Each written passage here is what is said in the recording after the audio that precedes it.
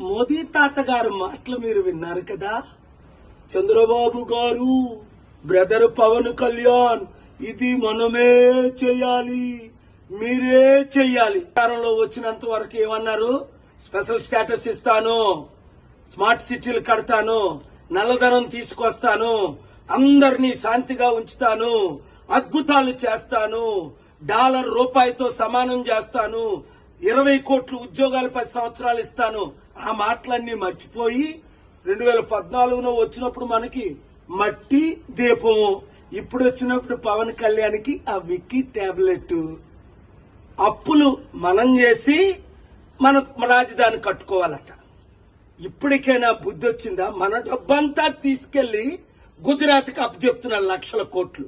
మార్పు రావాలి. మాకు మోదీ వద్దు, మోదీ తొత్తులు వద్దు అన్నవారందరూ క్లిక్ చేయండి వీడియో.